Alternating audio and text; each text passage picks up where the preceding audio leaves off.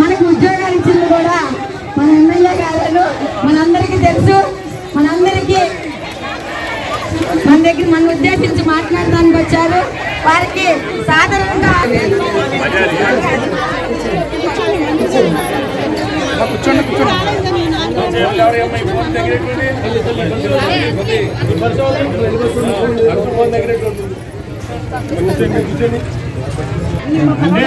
నేను డిఎస్పీ గారికి వీళ్ళందరికీ ఫోన్ చేసి మా ఇంటి దగ్గర పోలీసు వద్దండి, బాగానే ఉంటాం, వాళ్ళు నన్ను వచ్చి కొట్టరు, మళ్ళీ మాట్లాడుకుంటా ఏమైనా వస్తే అలా బాధ ఏంటో మాట్లాడతాను, పోలీసుని పెట్టబాక నేను చెప్పాను.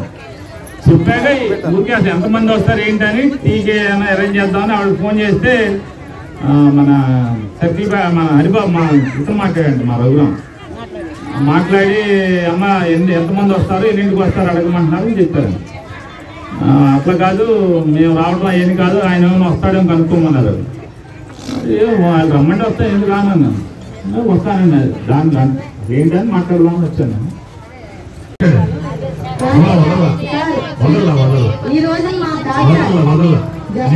చాలాసార్లు మాట్లాడాను.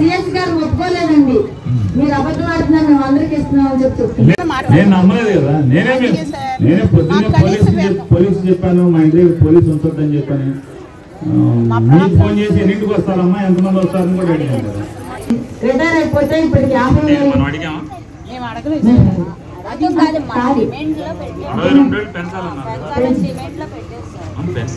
మనమే అడిగాం కదా. ఇబ్బందులు ఉన్నాయి. సిఎస్ గారు ఉన్నారు, అదేంటమ్మా వాళ్ళ దగ్గర 2-3 నెలలు అడ్వాన్స్ పెట్టుకోవచ్చు కదా అని కూడా అన్నారండి మా డైరెక్టర్ మేడం గారి దగ్గర.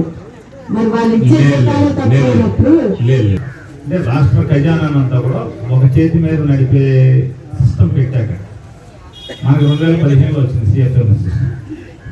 అందు వేరే రాష్ట్రాల్లో కూడా కొన్ని చోట్ల ఉంది. ఈ సిఎఫ్ఎంఎస్ సిస్టమ్ అంటే సెంట్రలైజ్, అంటే ఎవరి దగ్గర డబ్బులు ఉండేవి అన్నీ ఒకే ఖజానాలో ఉంచి దాన్ని నడుపుతూ ఉంటారు.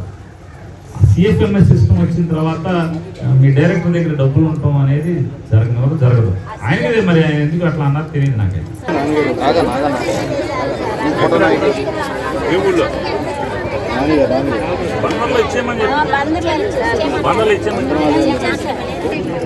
క్యాన్సిల్ చేసుకుని దీన్ని పెట్టారు. 12,000 క్యాన్సిల్ పోయినా సరే నాకు మీరు ఇచ్చిందే కావాలనుకుని దాన్ని క్యాన్సిల్ చేసి దీన్ని పెట్టారు. నేను పంచిపెట్టి పుస్తకం ఉన్నారు.